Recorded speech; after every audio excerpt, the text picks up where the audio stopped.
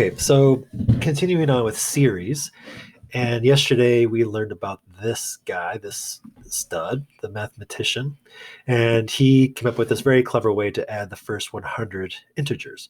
Well, it turns out that this method will work for any arithmetic series, any arithmetic series. So let's just take a quick look at try to generalize what happened here. We ended up adding several 101s. We'll notice that 101 is the first number plus the last number, and there were 100 of those. So in other words, there were n amount of those, like n being 100, however many terms you're adding.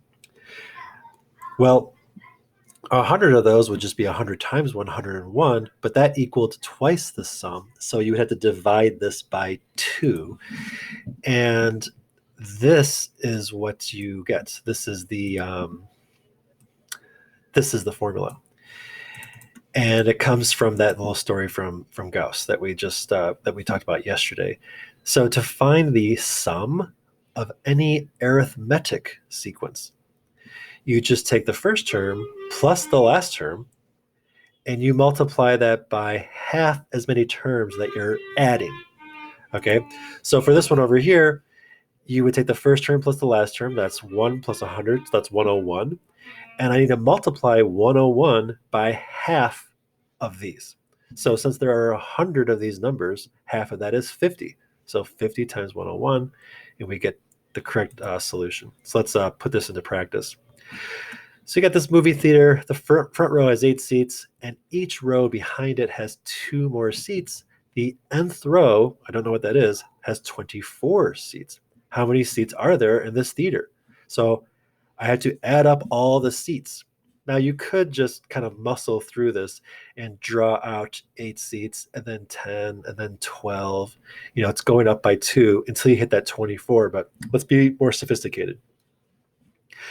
We recognize that this is a sequence, 8s with a common difference of 2, 8s and then 10 and then 12 and then 14, etc. So since it's an arithmetic sequence, it could fit into this explicit definition where you've got the first term plus an n minus 1 amount of the common difference. And the first term is 8. We know the d is 2, but I don't know how many rows there are. I don't know how many terms there are. I know the last one is 24, but what is the last one? Is the last one the 5th one, or the 6th one, or the 8th one? I don't know. So how can I figure that out? First of all, the sum, I want to add up all of the seats. So I want to take the first one plus the last one. Well, I know the first one. The first one's 8. And I know the last one, it's 24. The first row has 8 seats. The last row has 24 seats. So that's n over 2 times 32, which is just n times 16. But I don't know what n is. N is the term, is 24. What term is 24? Is it the 7th term or the 8th term or the 9th term? I don't know how many rows I was adding. So I had to find that out. And I use this formula. I know the nth term, I'm going to let it be 24. The first term is 8, and the common difference is 2. But the nth term is 24. I don't know what the n is. So but this is one equation with one unknown, so there's a chance that I can solve it. Distribute the 2, combine like terms, subtract 6, divide by 2, and I discover 9. What does that mean? This means that 24 is the 9th term. So back to the theater. I know almost everything. The first row has 8 seats. The second row has 10. The third row has 12, and so on until I get to the 9th row where you've got 24. And I know it's the 9th row because of this work right here. And since I want to find how many seats in total, I just take the first term plus the last term, multiply it by 9 over 2, and I get 144. So there are 144 seats in this movie theater. Let's practice another one. So here is a series. First of all, please notice that it is arithmetic. To get from one term to the next, I keep on adding 4. Here's the first term, here's the second term, third term, fourth term, and then I lose sight of my terms until I end with 142. Now, is this the 15th term or the 80th term? What term is this? Let's figure that out first. I'm going to replace AN with 142 because that's like my nth term. I know what A1 is. It's -6. And I don't know what n is. That's what I'm trying to find out. I want to find out what n value is here. Is this the 50th term, the 20th term, whatever? And I know D, the common difference was 4. And so now it's just reduced to an Algebra 1 problem where you solve for n. Distribute, combine like terms, add 10, divide by 4, and I get 38. What does this mean? 142 is the 38th term in this series here. And if I want to add it all up, I'm going back to this formula from Gauss. I take the first term plus the last term times half of the terms that I'm actually adding. So there were 38 terms. So divide that by 2, I get 19. I take the first term plus the last term, and then the rest is just evaluating. So the answer is 2,584. If I were to add up all of these numbers, which there are 38 of them, I would get 2,584. And realize that's the same thing as this. This is connected to this sigma operator. The sigma operator just adds everything in a sequence. So I want to add the first 38 terms. My son is practicing clarinet, so you'll have to forgive me. All right, now what about a geometric sequence or a geometric series? So a series is just a sequence that's being added up. So you're still adding. I'm adding a bunch of terms, but the terms belong to a geometric sequence. Just to refresh your memory, this is a geometric sequence. You got the first term. To get the second one, you just take the first one times r, and then you multiply by r again to get the third term. You multiply by r again to get the fourth term, and so on and so on and so on. And if you add them all up, you've got the series. Well, I don't know what this sum equals, so I'll just let it equal S for sum. Now, how do I proceed from here? Now, this takes some clever thinking, and it's the more you see these things, the more you will think about it on your own. So please just watch and try to follow what's happening. The goal is you want a quick, easy formula to figure out what the sum is. Because if on a test I said add the first 500 terms, you don't want to be evaluating 500 individual numbers and then adding them up. That would be insane. So is there a way that we can wrap up all these terms into one nice formula? And there is. So watch how we do it. This is an equation, so I get to do whatever I want. And I'm going to choose to multiply both sides by r. R is the common ratio. And then notice that between these two lines, they have similar terms, right? They're kind of just one. They're one off. They're kind of like misaligned, but but they're the same terms, right? And with these two equations, I can add them or I can subtract them, and I'm going to choose to subtract them because since these two terms are the same, if I subtract them, they will disappear, and that's a good sign because if things disappear, that usually means things become more simple. So I'm going to subtract the top equation and the bottom equation. And for some reason, I mixed these up. I don't know why. On the right side, you got S minus SR. So I put that on the left for some reason. Over here, all of these would cancel out. This minus this is 0. This minus this is 0. This minus this is 0. This minus this is 0. The n minus 2, I didn't write down, but it would be right here.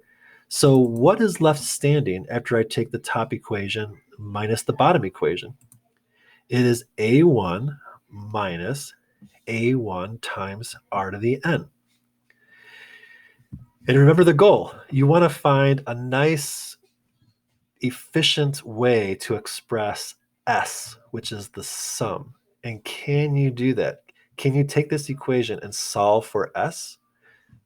You can do that. So that would be a good exercise for you to do right now. Pause the video and try to solve for s. Well, how do we do that? First of all, these are not like terms. So subtracting them is totally out of the question. But how do I get s by itself? Well, these two terms both have an s in common. So I could factor out an s. And these two terms have an a1 in common. So I can factor out an a1. And then now it should be a little bit more evident. How do I solve for s? You're one step away. You would divide by 1 minus r, as long as r doesn't equal 1. So, but r wouldn't equal 1, because if you're multiplying by 1 over and over again, you don't have anything really interesting. Nothing changes if you multiply by 1. So what does this equal? This is the sum of a geometric sequence, this formula right here. And we're going to practice that right now. So 2 examples, and then we are done, I think. Yep. So find the sum of the first 9 terms of this sequence. Well, first of all, it says it's geometric, but let's just verify that for ourselves. What do I multiply to get from one term to the next? And that's called the common ratio. We multiply by -3. I keep on multiplying by -3. The first term is -2, and n is what? Well, n is how many terms I'm adding, and I'm adding the first 9. So n is just 9. And with these 3 data points, I've got everything I need. Remember, here's my formula. This is the sum. So I just follow this. I replace a1 with -2. I replace r with -3, and I replace n with 9. Oh, people, please be so careful with these negatives, because even the best students make mistakes here. You're minusing r, which is being raised to the nth power. So r is -3. So -3 is being raised to the 9th power here.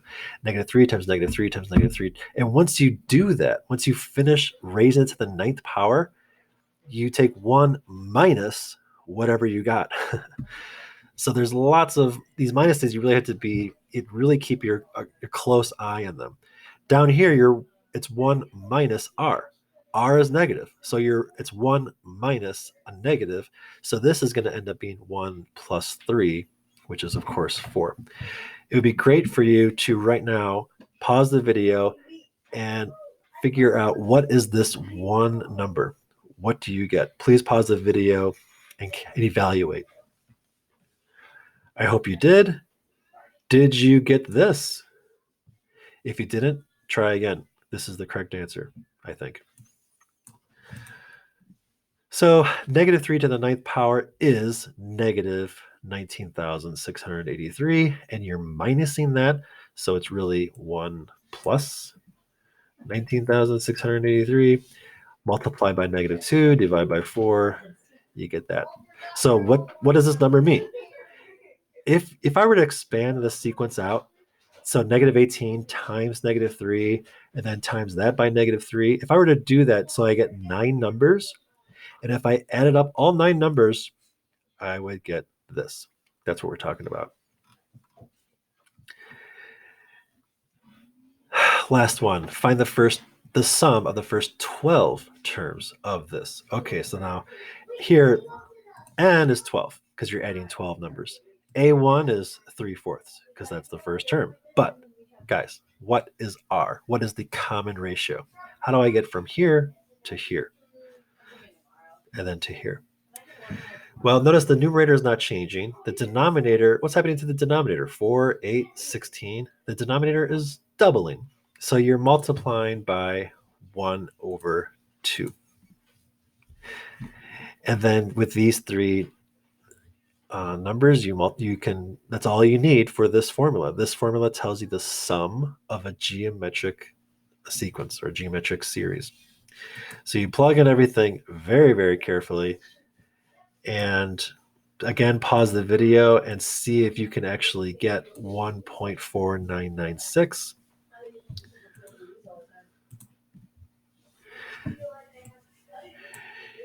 So one half to the 12th power is this. 1 minus that number is this. See, the numerator is 4095. So it's 1 is the same thing as 4096 divided by 4096. And if you subtract 1 4096, you have 4095 4096 times a1 divided by a half. Well, I chose to multiply these two first. So 3 times the numerator, 4 times the denominator. I get this monster. You're dividing by a fraction, which means you can change it to multiplication as long as you reciprocate this. So 1 over 2 becomes 2 over 1. And then numerator times 2 gives me that. The denominator times 1 still stays the same. You divide, you get this.